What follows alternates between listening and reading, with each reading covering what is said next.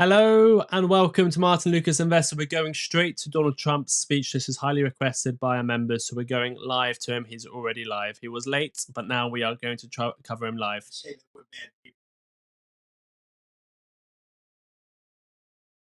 Beautiful black women walking around with MAGA hats. Please let the president in, and we don't care how he does it. They're not interested in National Guard or Army, Navy, bring them in. Marines, bring in the Marines. They just want the crime to stop. And more so because of the success that we had in D.C. I think if we didn't have that success, nobody would even believe it. So I want to congratulate all of the incredible law enforcement professionals joining us today, especially Attorney General Pam Bondi, who's terrific, Deputy Attorney General Todd Blanche, who is a fantastic legal talent. He really is. He's a great guy, too. And, of course, FBI Director Kash Patel. They have worked so hard on this and other things. Since the start of the administration, the FBI has arrested over 23,000 violent criminals, more than double the number arrested in the final year of the Biden disaster. Yes, this is live. Just take a second to hit the like button. Let everyone know we're here. Subscribe if you haven't done so already. I'll give you my analysis after. Criminal enterprises and gangs. 1,600 of the... Sorry, I'll repeat myself because I don't know if you heard me. Yes, this is live. Make sure you hit the like button so everyone knows we're live. I'm going to do the full analysis of the S&P 500 after this. He might announce more tariffs. He will take questions from reporters. But yes, we are live with Donald Trump. The most wanted fugitives in the world. There's still much more work to be done, which is why the FBI continues to work alongside the Department of Justice, the Department of Homeland Security, and the Department of War to defend. And Pete Hegseth has been fantastic, by the way, on this too, on other things, but on this too, to defend law and order and combat violent crime, arrest illegal aliens, and make American cities the safest in the world. And when I campaigned, I talked about crime, but I never knew that we were going to get into it like we did. You know, I mean, I used to watch these cities with the murders. Chicago recently had one deal where they had 11 murders in one weekend, and they said, well, yeah, but it was a holiday weekend. They actually told me that was the reason, like it was okay because it was a holiday. It was Labor Day. These people are the worst. They really have to, they better, I tell you what, the people in Chicago and the people in places like that can be fixed.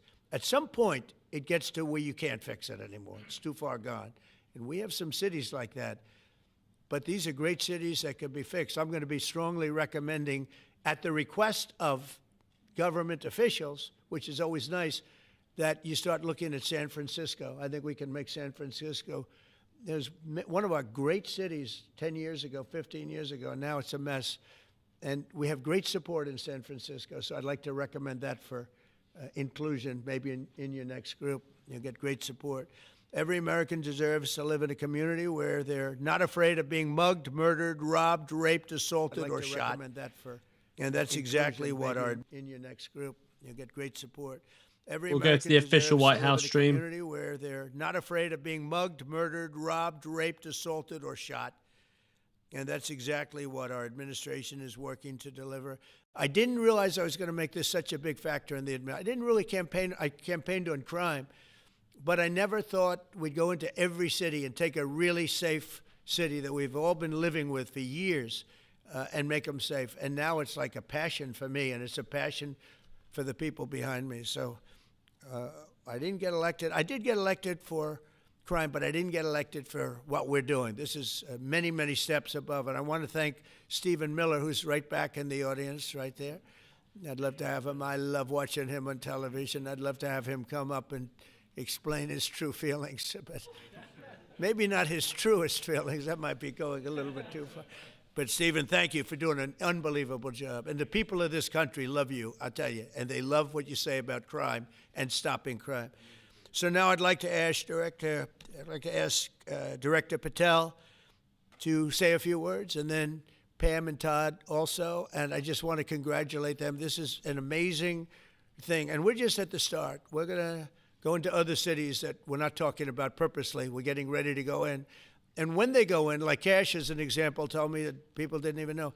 5 months ago, they went into Chicago, and they started doing a lot of work in Chicago. And we brought the numbers down a little bit. And but that really was just preparatory work for what we're going to do with the surge. We're going to have a surge of strong, good people, patriots, and they're going to go in, they straighten it all out. So a lot of these cities we're already working on, but we don't do it with a big flavor. But in a little while, you're going to see some numbers that you're not going to believe. And I think you'll probably start with Memphis, because I'm hearing the numbers are much quicker than we even thought possible. But again, D.C. it speaks for itself. Chicago is going to be okay. We're going to save Chicago. And I told you, and I told them, a very respected man, the head of the Union Pacific, said, "Sir, save Chicago. It can be saved." And the way he said it, it was like, can you believe it? We're trying to save Chicago. We are watching Donald Trump. Please hit the like button so everyone knows we're live. And we're going to make them. Remember, he could say something about China here in the Q&A section. Stay with us. Make sure you hit the like button. If you want us to have a look at chart throughout this, while it's going on, I can bring them up on the screen if any members request a chart. Crime in certain cities is worse than anything they can even imagine. And we're not going to have that any longer. It's going to stop, and it stops right here. Cash, please. Thank you, Mr. President. What I'd like to do is just highlight some of the outstanding work that the men and women of the FBI have been doing. And thanks to your brave leadership and the mandate you were given by the American people not only defend the homeland but crush violent crime, you tasked us with our great partners at the Department of Justice and the Attorney General and the Deputy Attorney General to start making arrests and bring prosecutions and safeguard our cities. And you said it, this is just the beginning. In just 7 months, I hope the media takes a look at every one of these charts, because these are the best numbers for fighting crime in U.S. history, and it's only 7 months in. And to do that, our vehicle to do it of choice was Operation Summer Heat, which the FBI architected to go after violent criminals. And in just a 3-month span, you had 8,700 arrests of violent criminals. You had 2,200 firearms seized off the streets permanently to safeguard our communities. You had 421 kilograms of fentanyl seized. Just to put that in perspective, that's enough to kill 55 million Americans alone. You had 45,000 kilograms of cocaine seized, and thanks to our Department of Justice partners, you had 2,100 indictments in 3 months, from June to September alone. Mr. President, that in and of itself would be historic for a 4-year presidency. You did that in 7 months because you let good cops be cops, and you partnered us with the right people at the Department of Justice to put the handcuffs on and bring them to court and put them in prison. And if that weren't enough, gold you breaking look at the out. Year, for the entire 7-month period that we're talking about here. Silver going to all-time highs. 4 years of the Biden administration. S&P 500 flat, going up a little bit, close in 5 minutes. That's the number of arrests year over year of violent felons in this country for the Biden administration. Mr. President, in 7 months, you have 28,600 arrests of violent felons in just 7 months alone, because of your leadership and the dedication of the men and women at the FBI who want to go out there and do the job they were prevented from doing, because that department used to be weaponized and politicized. And this is what happens when you take out the fangs of weaponization. This number is historic by every metric. 28,000 people have been arrested, violent felons alone. And then when you go over there and look at some of these charts, if you don't mind, I'll just hop over here. Look at the metrics for not just violent crime, but the homeland. Mr. President, during your administration, the FBI has found and located 5,400 children. That is a 30% increase year to date over the last administration. Violent crimes against children arrests alone are up 10%. Gang arrests are up 210% in the last 7 months alone. And transnational organized crime, which Stephen Miller has been a great partner in, is up over 12% alone. These numbers are historic just as a snapshot. But just so people don't think we're focusing on violent crime alone, the national security mission, Mr. President, under your leadership has never been stronger. We have gone after espionage activities against our main counterparts in China. Trump will take questions at the end of this. We wonder if he talks about China and any tariffs there. Last time he said something about China. Well, the first time, I mean, on Friday, he said 100% tariffs, the market tanked. We got liquidations. On Sunday, he said, don't worry about it, the market's pumped. What's he going to say today? Well, he might say something at the end of this event. If you have just tuned in, please do hit the like button. Let everyone know we are live. So please do hit that like button. Subscribe if you haven't done so already. Last year to date alone. And when it comes to the cyber criminal activities, which are some of the largest enterprises plaguing everyday Americans, we at the FBI have put out a mission to go after cyber criminals like never before. Last year, they had in total 191. This year, you already have 252 arrests. 52 arrests of violent cyber criminals who are stealing from senior citizens, who are violating our children's rights and freedoms, and who are violating everyday Americans. These programs are record. And two of the things I'll finish with that I'm most proud of, Mr. President, this FBI. Fentanyl. As you know, it's a scourge that is killing our youth, 100,000 plus a year. To date, the FBI has seized 1,900 kilograms of fentanyl. That's enough lethal doses to kill 127 million Americans alone, to date. And if that weren't enough, Mr. President, you said we have to go after the worst of the worst. And you empowered our Department of Justice, our Attorney General, Deputy Attorney General, and the Deputy Director at the FBI, led the charge, not just on summer heat, but he also led the charge to the FBI's 10 most wanted fugitives. These people have been on the run for years. And in 7 months, you captured not 1, not 2, not 3, but 4 of the FBI's most top 10 fugitives. 4. And just to put that in perspective, Mr. President, the Biden administration captured 4 in all of 4 years. You're on 7, and we're going to get to 10. We're going to get to 10 of 10. This includes a lady who murdered her 6-year-old handicapped child and fled to India. We got her in 2 months. This includes a narco trafficker. This includes a sex trafficker. This includes another first-degree murderer and gangbang. These people were on the run because of the prior administration's reckless policies that destroyed our communities. And you came in and with a mandate said, go after the worst of the worst. This is just the beginning. This is what happens when you let, because arrests without prosecutions are meaningless. We are deterring criminals from doing this activity. We are preventing criminals from coming into America, and we are absolutely crushing violent crime like never before and defending this homeland, sir. And not to mention, bear with me, the sound is bad because he's stepped away from the microphone. It's not on our end. He's not next to the microphone. Stay with us. Make sure you hit the like button so everyone knows we're live.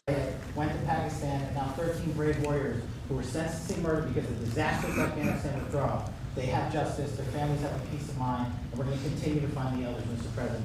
On behalf of the FBI, sir, I just want to thank you. Thank you very much, Gage. Great job. Very good. Very impressive. Pam, would you like to say something, please? President Trump, the men and women of law enforcement say 2 things to me repeatedly. First, you have taken the handcuffs off them and let them do their jobs, and you let cops be cops. That's why all this is happening. The director, the deputy director are working around the clock. All of these great men and women in the FBI, they have families at home, and they are working during a government shutdown right now. Many of them have small children. Many of them, I was talking to an agent this morning, many of them have babies at home, and they are working around the clock to not only keep our country, but our world safe. And that's what Operation Summer Heat did. Thank you, Director, and to the Deputy Director for everything you did on behalf of the Department of Justice, and you're going to continue to keep doing. And they set the stage for what we're doing in Memphis. You're going to hear a lot more about that, our joint task force next week, but they set the stage for Memphis. And last night alone in Memphis, there were almost 70 arrests. There were 12 guns seized, and there was a 70-year-old man arrested as a result of our operation in Memphis who raped a child under the age of 3. That one case makes everything we're doing worthwhile. So thank you all for being here on behalf of both of us.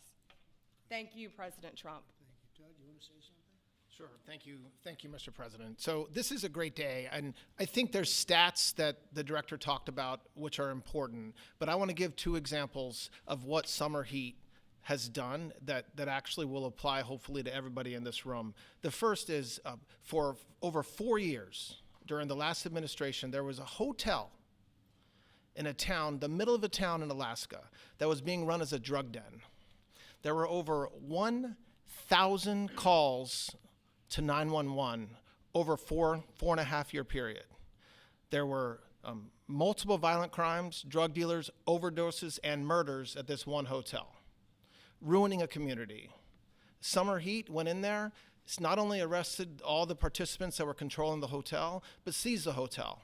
And so that's one example of what summer heat means to everyday Americans that just want to live in peace. The second example is a large narcotics trafficking group that was selling fentanyl in the state of Washington. They were shipping fentanyl and using commercial aircraft, putting fentanyl pills and powder in suitcases, flying them from the southwest border, mostly Arizona, all the way to Washington. It had been going on for an extremely long time. S&P and coming back up the entire now. organization was arrested. And I say those two examples because it's easy to look at the board and see 1,000 arrests. How much different is our communities now compared to the past 4 years? But there's actual life examples. Every one of these arrests means that our streets are safer, and that's because of the work of this administration, of President Trump and Director Patel. So I will tell you, Attorney General Bondi and I are together every day with Director Patel, figuring out ways that we can continue to do this work, and it's not going to stop. Like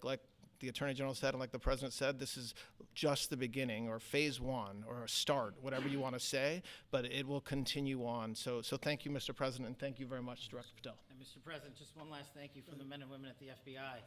You found a way to get these individuals paid during a government shutdown, our 1811 agents. So on behalf of the FBI, it's a great debt that we owe you, sir. They're now allowed to pay for their families, so thank you. And the military. Good. That's right.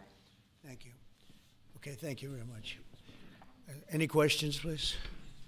Brian, go ahead. Mr. President, first of all, I know the feedback I'm getting from the American people, they want to say thank you. Law and order is not an option in this country. It's a mandate. So I know the American people, thank you for that. In terms of the guns that have been taken off the street, do you have a number of how many guns were taken away from someone that had a prior felony or a previous crime that perhaps we can prosecute that? Because I know that wasn't the case under Joe Biden. We don't take guns off the streets of people that are allowed to have guns. So every gun that we're taking off the street is because it belongs to somebody who is not allowed to have it. Could be a felon, could be somebody who hears illegally. There's all sorts of conditions. But if there's a gun taken off the streets by the FBI, it's because the person who has it is not allowed to. It's not somebody who's lawfully allowed to have it. So every single one of those guns were taken off of people that aren't allowed to have them. And not including the FBI, all of the other agencies. ATF alone, since January 20th, has removed over 25,000 illegal guns off our streets, just since President Trump's been in office. And Mr. President, if I could follow up on that, could there be any further conversation to have national concealed carry apply to actual DC? Like if you had a driver's license in Texas and you had a permit, of course you could drive. Well, as you know, they've been talking about that for a long time. It's an interesting question. A lot of people feel strongly both ways, but we are talking about that, Brian. Thank you. Mr. President, on Venezuelan boats, I want to ask you, why not have the Coast Guard stop them, which it is empowered by law to do? You know, this way you can confirm who's on the boat and ensure that they're doing what you suspect. Because we've been doing that for 30 years, and it has been totally ineffective. They have faster boats. Some of these boats are seriously, I mean, they're world-class speedboats, but they're not faster than missiles. But we've been trying to do that for years, and so much of the drugs, 25-30%, would come in through the seas. Sorry, Right we missed now, the bell. The bell's just none gone. coming in through the seas. In fact, I don't know about the fishing industry. If you want to go fishing, a lot of people aren't deciding to even go fishing. We've almost totally stopped it by sea. Now we'll stop it by land. What's the next But step? it never worked. It never worked when you did it in a very politically correct manner. What's the next step in this war on cartels, and are you considering options, are you considering strikes on land? Well, I don't want to tell you exactly, but we are certainly looking at land now because we've got the sea very well under control. We've had a couple of days where there isn't a boat to be found. And that, I view that as a good thing, not a bad thing. But we had tremendous amounts coming in by boats, by very expensive boats. You know, they have a lot of money, very fast, very expensive boats that were pretty big. And the way you look at it is every boat that we knock out, we save 25,000 American lives. So every time you see a boat and you feel badly, you say, wow, that's rough. It is rough, but if you lose 3 people and save 25,000 people, these are people that are killing our population. Every boat is saving 25,000 lives, and you can see it. The boats get hit, and you see that fentanyl all over the ocean. It's like floating in bags. It's all over the place, and it's a tremendous. We're saving tremendous amounts of lives. Yeah, Mr. please. President, on that issue, I know you've talked about, I have a question for you, and then I also have a question for Director Patel. I know you talked about having some distaste for Boston recently. Is this one of those cities that you might be looking into, and can you give us a hint about other cities that you might be You're sending saying for federal where? funds? For where? For Boston. Yeah, well, Boston has a bad mayor who at least is a reasonable IQ person. You know, most of them are low IQ. But and they're so bad. I mean, what's going on in Chicago is just, you'd think the guy would say, hey, look, we have a problem, Mr. President. Could you come in and straighten it out? We could have that done in a month if we had their cooperation. It's going to be done anyway, but we could have it done in a month. Yeah, Boston, she's got 4 areas that are, wrong. And, somebody said, would we think about taking the World Cup away from Boston if they don't straighten it out? And the answer is yes. We have the right to do that with FIFA. So if we think that LA is going to be bad, or we think that applies a little bit to the Olympics. Stay tuned. Too, he might have a question on tariffs. He might have a question on China. We've seen what happens when he talks about that. If we think there's any reason that, whether it's Boston or anywhere else, that they're not doing their job, we're going to take those World Cup games and move them someplace else. Thank you. And then Director Patel, there's been so many conspiracy theories swirling around about the assassination of Charlie Kirk. Do you have any updates for us, especially in light of all the online content that everyone's been talking about? The only thing we deal with at the FBI and the Department of Justice is facts, and we delivered in record speed a manhunt to capture Charlie Kirk's alleged assassin in 33 hours. And if you put that in perspective to Luigi Mangione or the Boston bomber, they took them 5 days and a police officer lost their life in their manhunt. We are running out absolutely every single lead, and the best thing we can do to honor my friend Charlie Kirk's life is to make sure that everyone involved is prosecuted to the full extent of the law, and that's what we're focused on, investigating the facts, not trading in conspiracy theories. Okay. Mr. President, thank you so much. Thank you. In light of China's export curbs on rare earths, do you view India as a reliable partner going forward? And are you planning to meet Prime Minister Modi in Malaysia? Are you open to talks in terms of Yeah, trade? sure. He's a friend of mine. We have a great relationship. He just said that 2 days ago, as you know. We have a great relationship. No, we were not happy with him buying oil from Russia, because that lets Russia continue on with this ridiculous war where they've lost 1.5 million people, by the way. Russia's lost 1.5 million people, soldiers mostly. This is a war that should have never started, but it's a war that Russia should have won in the first week, and they're going into the 4th year. And I want to see it stop. So I was not happy that India was buying oil. And he assured me today that they will not be buying oil from Russia. That's a big stop. Now I got to get China to do the same thing. That is relatively easy compared to what we just did over the last week in the Middle East. Middle East was 3,000 years, and we got it done. This is 3 years, and I think we'll get it done. I think that President Putin, I think he wants to get it done. We'll see. There's a great animosity between him and Zelensky. You probably have noticed, right? And it's, I think it's hurting the process. Yeah, please. Mr. President, thank you. Curious, why did you authorize the CIA to go into Venezuela? And is there more information you can share about these strikes on the alleged Well, I can't do drug busts in that, the but Caribbean? I authorized for 2 reasons, really. Number one, they have emptied their prisons into the United States of America. They came in through the border. They came in because we had an open border policy. And as soon as I heard that, I said, a lot of these countries, they're not the only country, but they're the worst abuser. And they've entered they've allowed thousands and thousands of prisoners, people from mental institutions, insane asylums, emptied out into the United States. We're bringing them back. But that's a really bad, and they did it at a level that probably not, many countries have done it, but not like Venezuela. They were down and dirty. And the other thing are drugs. We have a lot of drugs coming in from Venezuela. And a lot of the Venezuelan drugs come in through the sea, so you get to see that. But we're going to stop them by land also. Does the CIA have authority to take out Maduro? Oh, I don't want to answer a question like that. That's a ridiculous question for me to be given. Not really a ridiculous question, but wouldn't it be a ridiculous question for me to answer? But I think Venezuela is feeling heat, but I think a lot of other countries are feeling heat too. We're not going to let this country, our country, be ruined because other people want to drop, as you say, their worst. They have given us their worst. They've loaded up our country with prisoners, with mentally ill people that are seriously ill, criminally ill.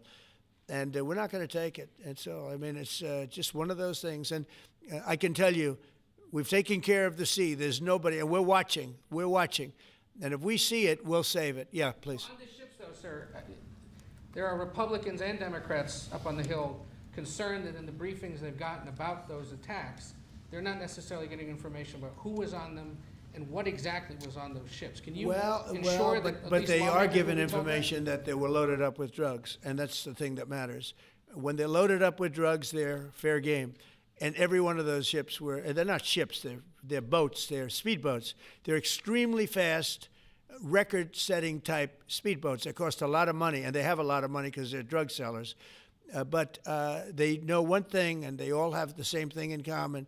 There's hit the drug like dust. button. They We're call it waiting drug for a dust. They call question it on fentanyl. tariffs. We're waiting for a question on China. If you can just hit the like button, that would be great. Subscribe if you haven't done so already. If you want to get the news tomorrow morning, get it from our very own newsletter. There is the link. Let me go back to Trump. About each boat that goes out. Deep, strong information. Yeah, please. Sir, you're going to have Vladimir Zelensky here this week. What is your message at this stage of the war for him? And shy of tomahawks. To who is that? For Zelensky. Yeah. And shy of tomahawks for Ukraine. Are you considering other options, and will you speak with Vladimir Putin? No, we're looking at other options. We are. President Zelensky's coming in. I'm not a fan of the war. I'm not a fan of the way it started. It should have never happened. It wouldn't have started if I were president. The election was rigged. And because of that, we lost a lot of lives have been lost because of that war. Not American lives, but if I can save a lot of lives, that's why I'm in it. I want to save lives. I've had 8 wars. The Prime Minister of Pakistan got up the other day, said so beautifully, says, you saved millions of lives. He told that to a group of people right in this office. He said the president saved millions of lives. And I think what he's referring to is the fact that that would have been with India a nuclear war. That was getting very close. 7 planes, they don't talk about it, but 7 aircraft were shot down. In fact, we have the new ambassador to India right here. They're well represented. You better represent us, not them, okay? Yeah. But Sergio's going to do a great job. He's going to do a great job. But no, talking about the war with him, and we'll be talking about, they want to go offensive. I'll make a determination on that, but they would like to go offensive, you know that, and we'll have to make a determination. Can I follow up with a question? Given you have the FBI Director and Attorney General here today, Jim Jordan has asked Jack Smith to appear in front of the House Judiciary. You mean deranged, Jack? He's a deranged individual, yeah? He's asked him to Well, they should. I'm surprised it takes so long. We're talking about violent crime. What about the crime against a political opponent? That's what we have to talk about, too. Jordan would like to understand the full extent to which the Biden-Harris Justice Department weaponized federal law enforcement. What do you think the committee will find out, Mr. Smith? I think it was the worst weaponization of a political opponent in the history of the world, let alone this country. And I hope that everybody's, they're involved in it. I'm not. I'm the one that had to suffer through it and ultimately win. But what they did was criminal. Deranged Jack Smith, in my opinion, is a criminal. And I noticed his interviewer was, I think that was Weissman. And I hope they're going to look into Weissman, too. Weissman's a bad guy. We've got some people very pro-Trump, some people very against Trump in the chat. Again, we respect everyone. We are a community that wants to embrace everyone. We all want to make money at the end of the day. We all want America to be a good place. So, but at the same time, I do want to ask a question in the chat. Do you like Trump? Yes or no? But let's remember, we respect everyone. No one's far left, no one's far right. We're all here to respect each other. But it will be interesting to see what people watching right now, do you like Trump, yes or no? He has a border. We have a border where the numbers just came out again. You saw 0 people came in illegally. Now, we do take people into our country legally, but 0 people. But, you're talking about a different subject. You're talking about political crime. They have committed massive political crime. I hope they're looking at Shifty Schiff. I hope they're looking at all these people. And I'm allowed to find out. I'm allowed to, I'm, in theory, the chief law enforcement officer. But I have a very good, talented group. This is about something else. But I hope they're looking at political crime, because there's never been so much political crime against a political opponent as what I had to go through. They raided my house in Florida. It was an illegal raid. I have a lawsuit that was doing very well. And when I became president, I said, I'm sort of suing myself. I don't know. How do you settle the lawsuit? I'll say, give me X dollars, right? And I don't know what I'll to do with the lawsuit. change the poll to something better. And now I won. It sort of looks bad. I'm suing myself, right? So I don't know. But that was a lawsuit that was very strong, very powerful. They raided illegally my house in Florida, Mar-a-Lago. They went through the drawers of my young son. They went through all of the cabinets and drawers of the First Lady. She walked in, she said, wow, what happened? Because she's very meticulous, and this wasn't so meticulous. As she looked into the drawers and she saw everything a mess. What they did against a person that just got out of office. And then you look at these corrupt people. You look at Hunter Biden. You look at the signature. As an example, the Europen. I just signed so many different things. An admiral, a four-star general. I'm signing them left and right, the commissions. And by the way, I want to compliment John Thune and also Mike, our great speaker. But John Thune, all of a sudden I'm getting these things by the hundreds. I was getting one every 2 weeks. It would have been 4 years before you got them in more. You would have had some that didn't even get in, all because of Democrat obstruction. So John Thune did a great job. I must have signed 200 into the administration. We're just about caught up. It's amazing. You poll up. So compliments to John. He had to do some things that were very tough to do that he didn't want to do, but he was forced to do it by the Democrats. And as far as the shutdown's concerned, this is a Democrat Schumer shutdown. And he's trying to do it to get relevance back into the party because he's a loser. I've known him all his life. He's always been sort of a loser, but an intelligent one. But I think he's losing IQ points. If you have to tune in, hit the like button. We'll get a I little think bit that happens. controversial I in hope the it chat hasn't happened today. with me. But I know if it did. One thing I know about the Lucasades, we always respect each other's opinions unless someone comes out with something crazy. But yeah, whether you like him or you don't like him, everyone is welcome here. Let me go back to Trump. We do have a fun poll running right now. And no jail time. Is this justice? Jeanine Pirro is doing a fantastic job, and she is beside herself because you have these radical left judges that they beat the hell out of this guy. And there was many people against this one guy who was really trying to protect his girlfriend. He didn't want his hooded over the door but they really beat him up badly. That just happened, right? Yeah. Wow, that's terrible. I think the judge should be ashamed of himself. That's a big problem. You know, they can do their job, and then they go into a court, and the people are protected by these, I don't know where they come from. Where do these people come from? Where do the judges come from? I want to compliment on behalf of Pam and Todd and all of us because, Cash, I think that Jeanine has done a fantastic job. And the case I heard was like flawless. It's a flawless case. They have them on tape. They have everything. And then a judge gives them a little probation. These are rough guys.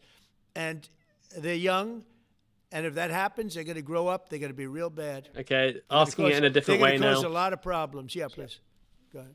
Most people like him or love him. What were the conversations like with Prime Minister Modi and the other? I think they were great. He reported to me that he's a great man, you know. Modi is a great man. That he loves Trump. Now, I don't know if the word love, I don't want you to take that any different. I don't want to destroy his political career, okay? But you have to understand, I've watched India for years. It's an incredible country. And every single year you'd have a new leader. I mean, some would be in there for a few months. And this was year after year after year. And my friend has been there now for a long time. And he is. And he's assured me there will be no oil purchased from Russia. I don't know. Maybe that's a breaking story. Can I say that? Would you say? There will be no oil. He's not buying his oil from Russia. It started. You know, you can't do it immediately. It's a little bit of a process. But the process is going to be over with soon. And all we want from President Putin is stop this. Stop killing Ukrainians. New poll. And stop killing Russians because he's killing a lot of Russians. Again, it doesn't make him look good. It's a war that he should have won in 1 week, and he's now going into his 4th year. That does not make this big so-called war machine look good. But he could make a settlement. We're willing to settle. I thought we had a deal. The hatred of the two leaders is very, you know, it's an obstacle. It's an obstacle. There's no question about it. But I thought we had a deal 2 months ago. Who would think I created peace in the Middle East and can't get the two guys to settle? But I think we'll get them. But if India doesn't buy oil, it makes it much easier. And they're not going to buy. They assured me they will. Within a short period of time, they will not be buying oil from Russia. And they'll go back to Russia after the war's over. Strange. Oh, Jennifer. On the shutdown, sir, are FBI officials being Oh, yeah, we're on the wrong stream. 1 second. Well, that's what I understand. I hope so. Thanks to your great work, Mr. President, the 1811 special agents at the FBI are going to receive their paychecks. Got a lot of people paid, actually. We got the people that we want paid, okay? And we want the FBI paid, we want the military paid. We got the people that we want paid. And I'll tell you, the Democrats, they don't talk about this. You know, we're getting rid of programs that we didn't like, but that were negotiated in, but we didn't like. We're terminating those programs, and they're going to be terminated on a permanent basis. And it's thousands of people, and it's you know, billions of dollars. We're getting rid of a lot of things that we never wanted because of the fact that they made this stupid move. And they don't want to talk about it. You know, they have their day coming up. I hear very few people are going to be there, by the way. But they have their day coming up, and they want to have their day in the sun. But they should really make a deal. So what we're doing, I mean, they call him Darth Vader, but he's actually a very nice person, Russell Vogt.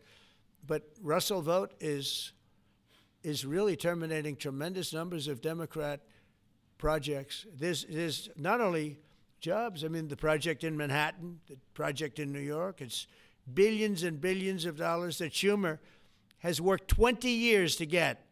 It's terminated. Tell him it's terminated, Jennifer. All right. On Hamas, sir, what is your understanding of the pace of returning the deceased hostages? Are you pleased? Well, with they're that looking pace? for them. Absolutely, they're looking. So we have the living hostages all back. They returned some more today. It's a gruesome process. I almost hate to talk about it. But they're digging. They're actually digging. There are areas where they're digging and they're finding a lot of bodies. Then they have to separate the bodies. You wouldn't believe this.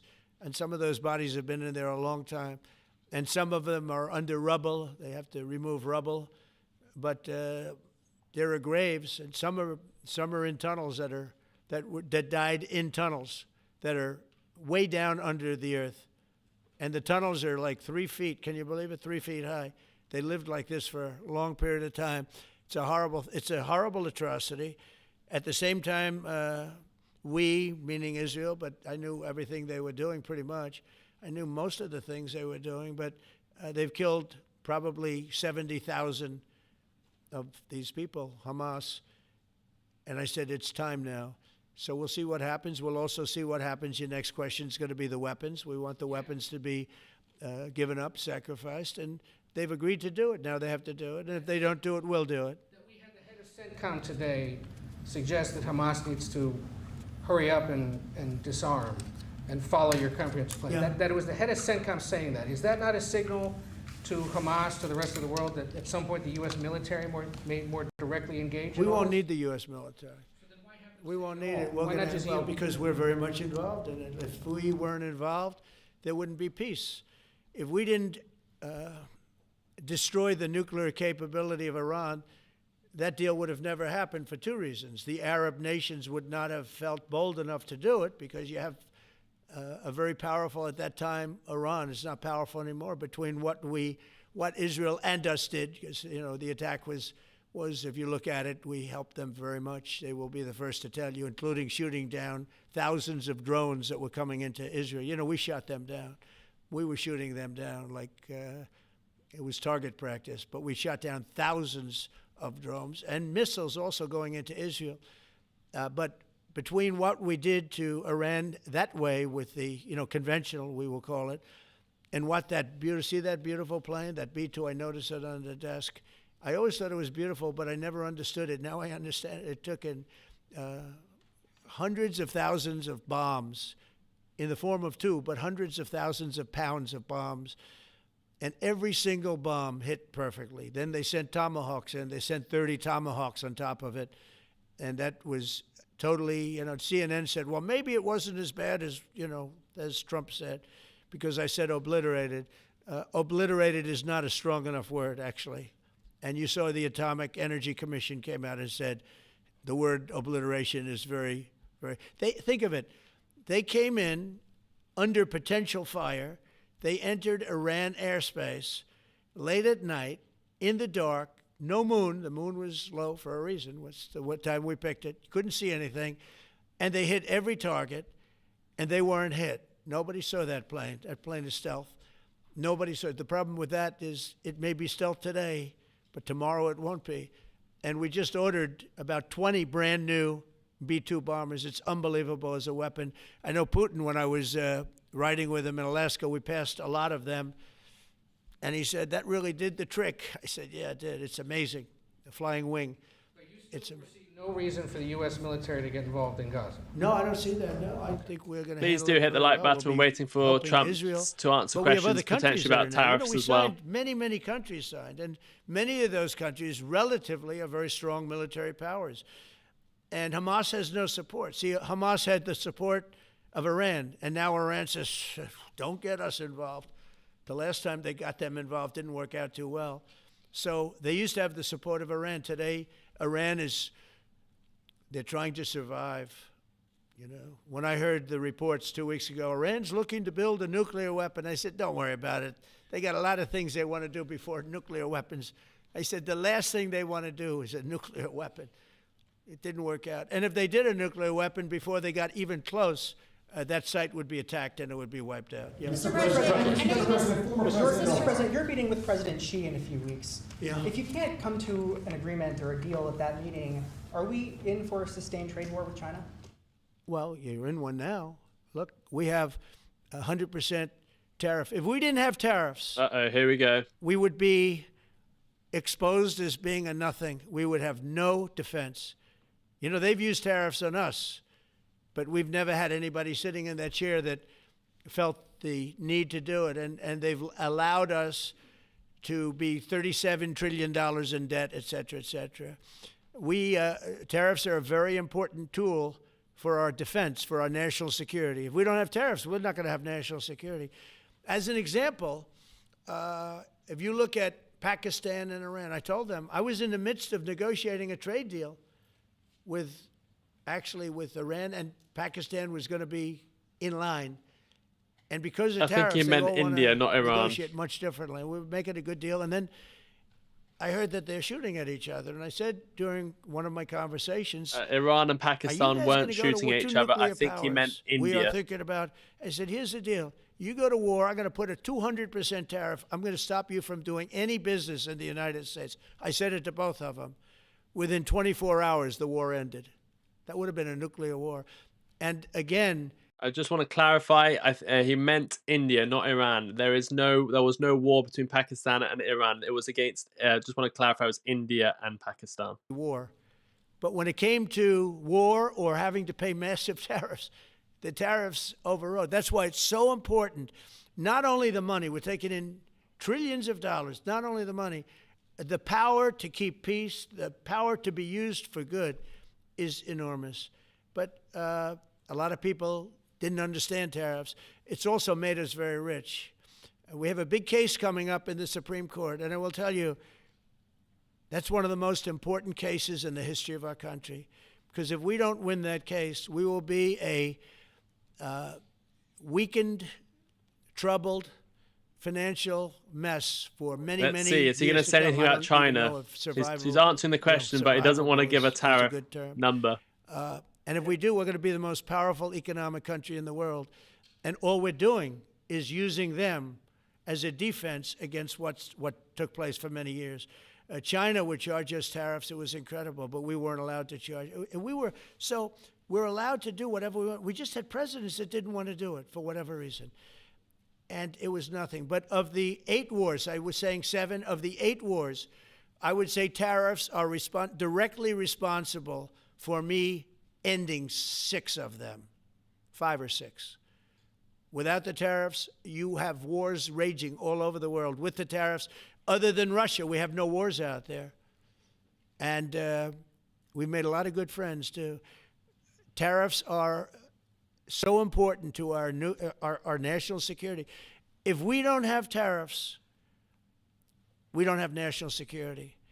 Our country would suffer a level that, because they use so strongly on us.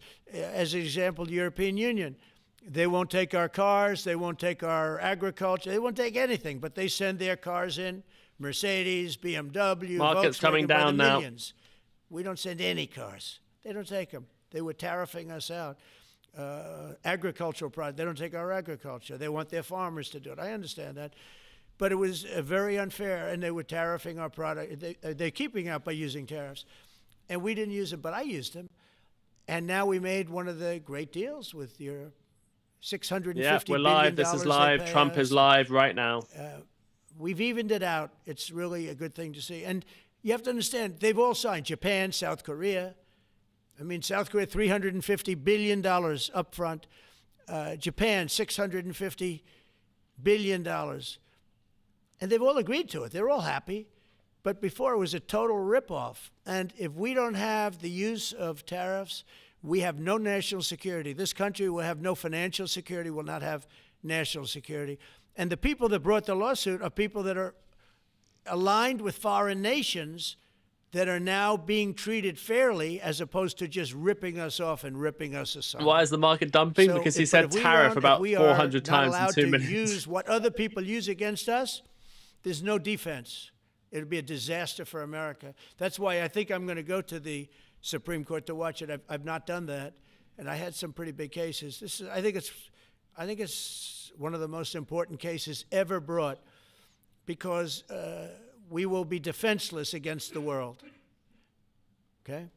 You'll go to the tariff case? Did you have one? Yes, please. Thank you, Mr. President. I want to ask you about the Georgia Senate race. I know it's very early, but there's several Republicans in that field that are vying for your endorsement. A lot of good people in that field. Yes. I know all of them, actually. I haven't made a decision on that, but you have some very good people in the Georgia Senate race. Well, Governor Trump has endorsed. No, I know. The governor has, and he's spoken to me about it a lot. He likes that candidate a lot. And I understand that. I haven't made a decision yet. But I'm following that race very carefully. I think it's very important for Georgia to get a real senator, because the senator they have now is a horrible senator. He allows all the crime, all the borders. You have open borders. I mean, his whole philosophy is a disaster. That's not representative of the people of Georgia. I know the people of Georgia. I won Georgia 3 times, but they say twice. Okay, I won it very big the last time, and I won it big the first time, and I won it big the second time. But we had criminals that didn't allow. I mean, I hope they're going to go into that. I hope they go into the votes which are being stored in Fulton County and take a real look at those votes, okay? Because I won it the second time too. But I know Georgia very well. I love Georgia. Those people are great, and they deserve a good senator, because the man they have now is a weak, ineffective person. Okay. Any voting precedents about your field? By the way, you won Georgia 3 times. Yeah, I agree. Do you agree with me? I and do. He's the media. For someone that He's the spends media. a lot of time in Georgia, I believe you won that. Yeah, okay. I really have a question about The word believe isn't strong enough, right? Yeah, You I know. There you go. It's true. I know I won too. We have the great Newt Gingrich. Newt, you agree with us? Good. Otherwise, I'd have him dismissed immediately from the room. You know, his wife, as you know, is becoming an ambassador to a great country, Callista. So congratulations. And we're going to take a picture. And the only reason I'm doing it, he speaks so well of me. He said, I'll go down as the greatest president in history. And then he blew it. He said, I'm not sure if I put him above Washington or Lincoln. So I'm not that happy about that, dude. I've got a question about the weaponization of the DOJ. The media often says your department is weaponizing the DOJ. Yeah, that's the opposite. It's the opposite. Todd, you represented President Trump and probably the greatest weaponization of the DOJ by Alvin Bragg. You know firsthand, if you can describe what you saw under the Biden administration and how they weaponized the DOJ. Well, I mean, I think it's hard to describe what happened those last 4 years against President Trump. Alvin Bragg, a local prosecutor, his office staffed by somebody from New Jersey. Jack Smith picked as a special counsel, staffs his entire office with DOJ prosecutors. And then there are countless things that happened.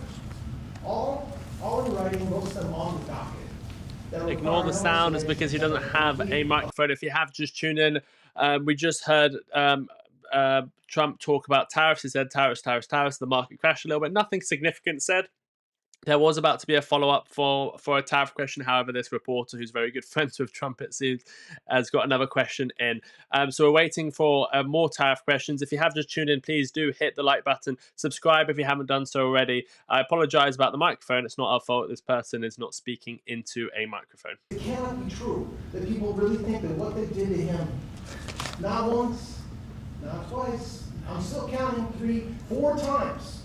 But we're the ones that are weaponizing. So this man is not weaponizing the Department of Justice. We're not weaponizing the Department of Justice. It's the opposite. I mean, and also, nobody questions what I'm saying because it's true. Because we all lived the past 4 years. So listen. They never want to bring up the details. But I watch the fake news, and oh, he's weaponized. And he wants to send them to prison. He wants all this. They indicted me like 5 times. I took a mugshot. Who would have thought it turned out to my favor? Because it was a good shot. But I had to take a mugshot. It's right out there on the door. New York Post, front page of every paper in the world. I had a mugshot. They wanted to send me, nobody says that. They say, he's acting very, very tough. He's acting unfair. Let me tell you, if they've been nice to anybody, it's to those criminals, because they are so good having to do with all of the things we're talking about today with violent crime. But if anything, I think this Justice Department has been so respectful of the law, because the other Justice Department with Rita or Lisa and all of that scum, real scum, what they did to the political opponent of a guy that has a seriously low IQ. Now, in his case, it was low based on his career, but it got real low, okay? It was descending rapidly. But what they did to go after his political opponent is legendary, worse than any third world country, banana republic. And what we're doing is, you kidding? Nothing. They write stories. Why aren't they doing this?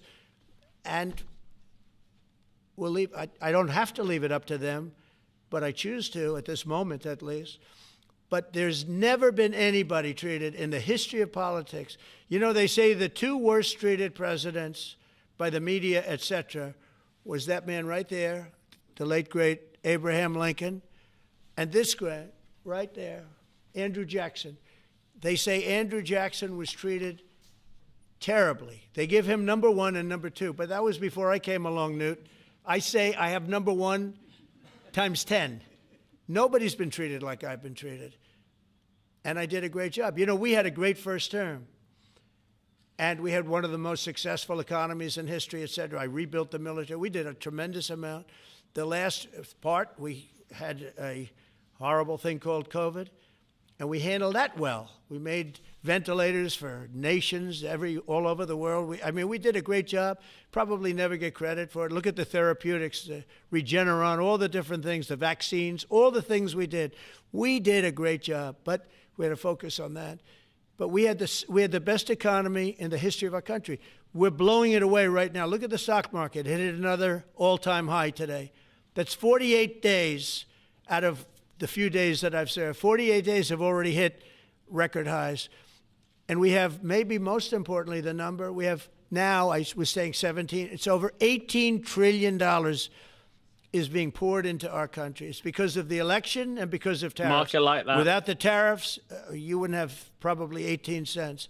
It's because of the tariffs, because there are no tariffs if they build in our country. And they understand that. So we have medical companies coming over. We have the AI. We're dominating China in AI. Everybody said that's impossible. We're dominating. I'm letting these massive plants build their own electric generating plants. They're becoming utilities in addition to everything. Maybe they'll make more money with that. Who knows? But they're building their own electric because we have an old grid. You wouldn't be able to do that. And we're dominating China. We're dominating with AI, which seems to be the new big thing. That's the new internet. That's the new whatever. So we're very happy with the job we're doing. I'm very happy with the job they're doing. But when you tell me about attacking a political opponent, there's never been, and I'm a legitimate opponent. I watch my son. He's got the #1 best-selling book now. My son, Eric, is a wonderful kid. That guy spent so much time with subpoenas. He got more subpoenas than anybody in the history of our country. Think of it. And he's an innocent, good boy. He's a good kid. He's always been a good kid. All of my children are good. They went through hell. My children went through federal grand juries on a hoax. Think of it. You have Adam Schiff and Hillary Clinton and others make up a hoax and then wanting to so they know it's a hoax, and they go before the press, say Donald Trump Jr. will go to jail because of what he's done with Russia. I'll never forget, I get a call from my son, Don, and he said, Dad, I'm being accused of something with Russia. I don't know anything about Russia. He didn't know anything. Going a little bit off topic at the moment. How bad they are. They say he'll go to prison for the rest of his life. He knew nothing about it. On a hoax, the Russian hoax, Russia hoax, on a story that they made up. And they made it up in order to explain why Hillary Clinton lost an election that she lost by pretty good numbers. The second one, actually the second one was even better, but the third one, this one was too big to rig. It was just too big to rig. They would have rigged. They tried to rig it. But think of it. They want to send my children to jail, but they were after Don in particular. I'll never forget Adam Shifty Schiff, a total crooked guy, lying in Congress, making up a phone conversation that I have with you, totally made up. Then when he heard it was taped, he wanted to disappear. And Nancy Pelosi went crazy because they wanted to impeach me based on the conversation that was made up. When they heard the tape, everybody, I won it unanimously in the Republican Party. I got every single vote, something that never happens, and I beat it. But think of it, they want to put my son in jail for something that they made up. So they know they made it up. And they say he will serve the rest of his life in prison. These are sick, bad people. And don't tell me about us going after them. If anything, we've been very, very soft. I wouldn't be that soft, I'll tell you that. Thank you very much, everybody. Wow, we ended with a big bang there. Thank you very much.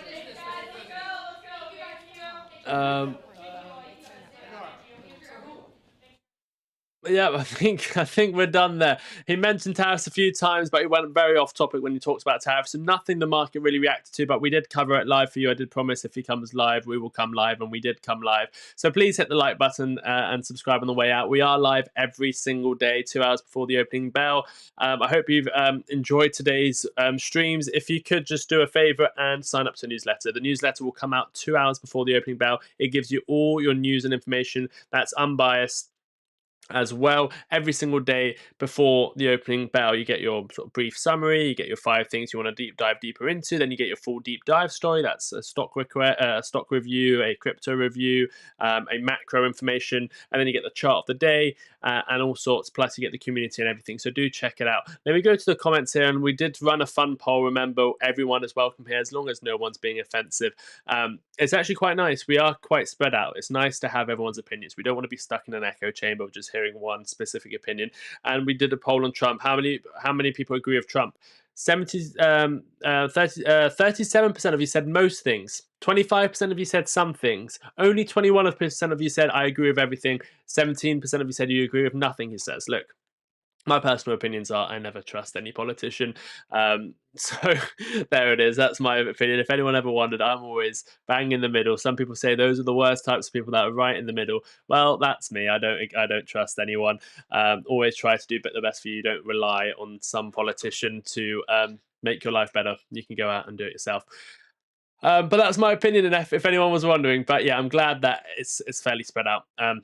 Again, we don't take any abusive behavior on either side. Everyone is welcome here. We all want to live our lives. We all want to have a good life. We all want to take care of our children, and we all want to make some money. So there we go. No one wants some hate and anger. If anyone's got hate, just try and let it go. T Jane says, TDS, what happened to the Trump millionaire coin? Yeah, a lot of. I mean, yeah, I don't agree with what happened with all the coins released. Bounce back. Yeah, I think there's a lot of things that I don't agree with. That's why I just don't really have any opinions. Songs for Space says, we didn't even have masks during COVID at the Fed hospital for a year. Great job. Trump said, Siren says, daughter just finished her master's dissertation on policies for Mr. Trump last presidency. We understand. What do you understand, Siren?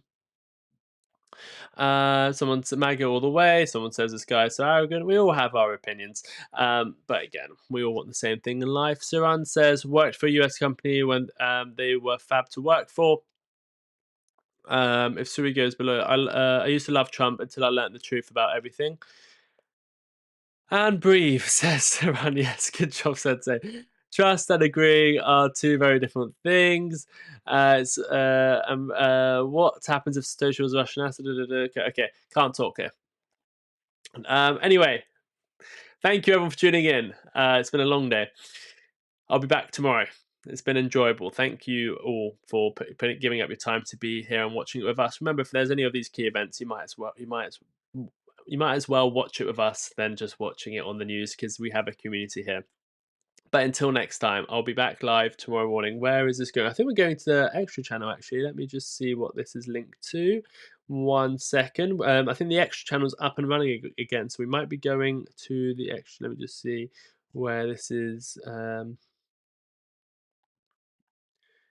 Yes, we're going back to the extra channel. So this is where the conversation continues. We'll go straight to the extra channel now. But thank you everyone for tuning in. Until next time, let me give you the link for the extra channel as well, just in case, just because it wasn't running for a couple of days, but we're up again. I'll give you the link for it as well. I think it's over here.